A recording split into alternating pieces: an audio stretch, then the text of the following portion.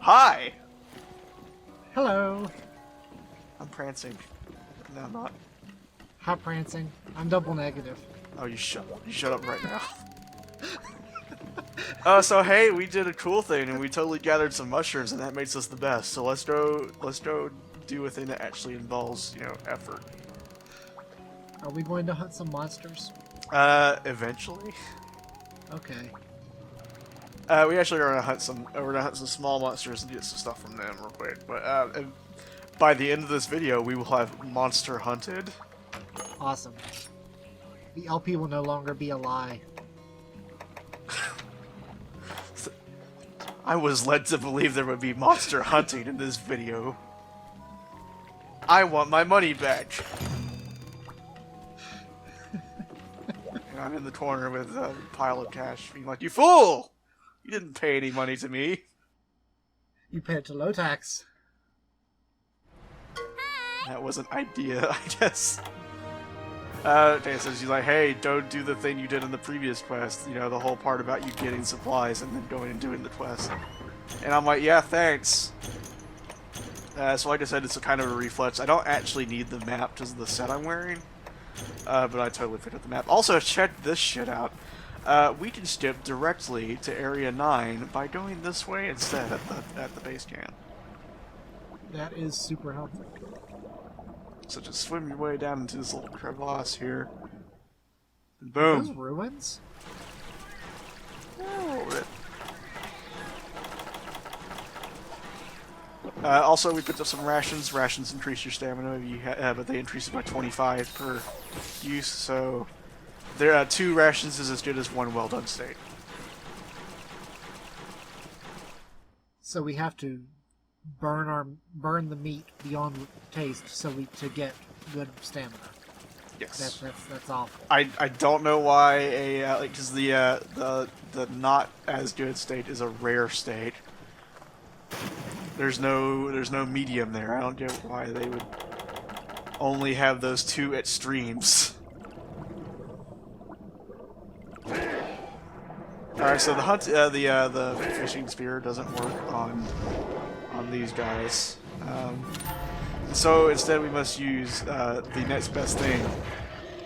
Used by all fishermen throughout history, a bagpipe. We must use that to fish.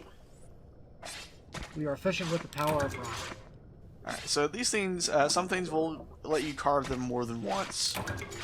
So we got 2 carves out of that thing. We didn't get any of the monster guts we needed though, so we're gonna have to go elsewhere to get those. I'm looking around to see.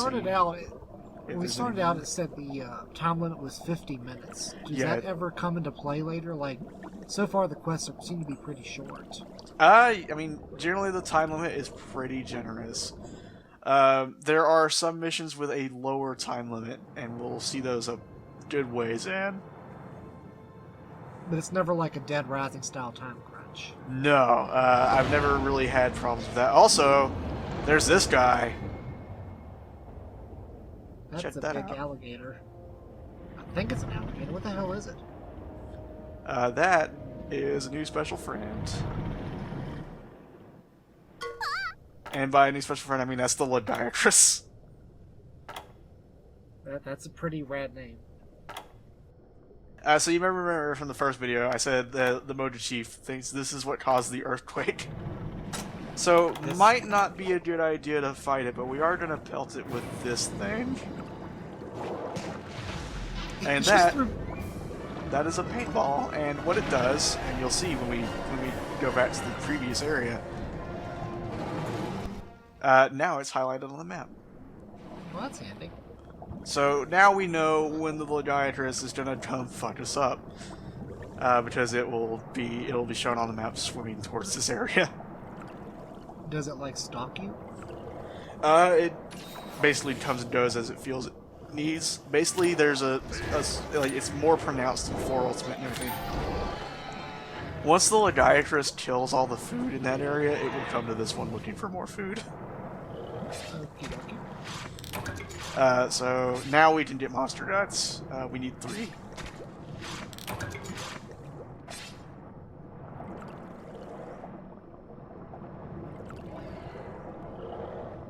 these things called hydras? No, I think they're actually called epithets. I want to say is the name. We got a hydro hide from them because they're in water. Oh, okay then. I'm not going to pretend to know why.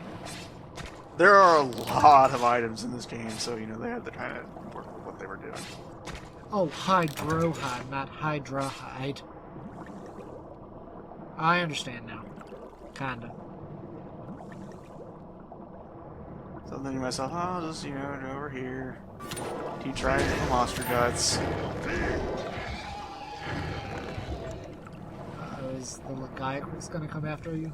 Oh yeah, that's a thing in this quest, is we get constantly pursued by the Jaggiagas. Matter of fact, I'm pretty sure it's not too long from now, it's just gonna show the fuck up. Somebody should put that thing out of its misery. Well, maybe we will later on.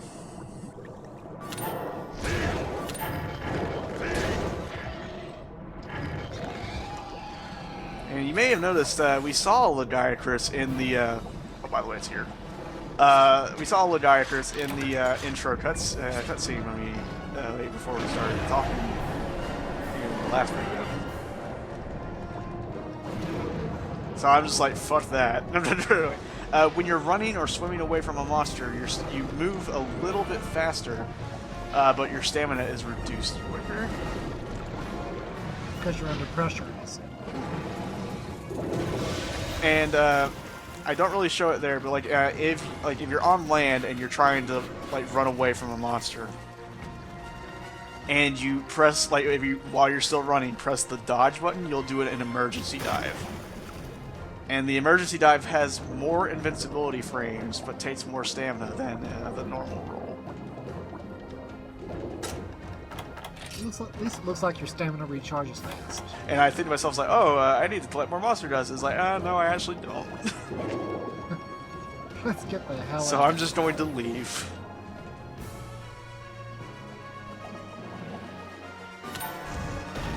You actually cannot defeat the Jaggiaga in this particular situation. If you can damage it. I wouldn't recommend trying it, but you totally can hurt it. And basically, once it reaches a certain threshold, it'll just fuck off, and you won't see it again. Oh, wonderful. So if your stamina fully depletes, how long is there like a penalty for doing that? No. It starts recharging immediately like normal. It's just when it's in that red state, when it's flashing, you don't run as fast. You sort of stumble about. Okay. Basically, you want to use your stamina less for running and more for dodging. Some attacks from other weapons will also deplete stamina. For example, there's a special move that the dual blades has, and while you're using it, your stamina constantly depletes. But there's an item you can use that will make it so for a certain period of time, your stamina will not deplete. So this game's version of the green grass items. Well, I mean, it doesn't make it regenerate faster. It just flat out does not deplete. Okay. Like the stamina bar will flash white, and it will not go down. Are they rare items? Well, they're pretty rare, but we'll actually be able to make them. Is the cool thing. Okay. But hey, we got the monster guts, so we win. And also, you'll see me kick a lot when I try to go to the menu. That's because in 3 Ultimate, it's select to open the menu in every other game at the start. Also, prance after every mission. It's important. Of course. Gotta dance like a fool every time you win. If you don't prance after a mission, you don't enjoy having fun. That's just the long and short. So we got some more rewards. That's cool. You can actually put them. You have the choice to either put them in your bag or send them directly to your box. I always just send them directly to my box. There is one specific circumstance where you want to really put something in your bag, but we'll get to that later. So hey, now we have access to the fishing fleet. What does that do? We can send them out to get fish for us. Okay. Sometimes they'll get rare things. Probably not very often, though. Well, not early, anyway. We can get things to increase their chances of giving us rare stuff. Is it like a Facebook style game thing? No, it works a lot like the farm in that we send them out for a certain number of cycles. Okay. Basically, every time you go on a quest in Monster Hunter, it's basically considered that a day has passed, like between you leaving and coming back. So when you go to send out a fishing boat, it'll say, "Hey, you know, they'll be gone for 2 days." That means they'll be gone for 2 quests.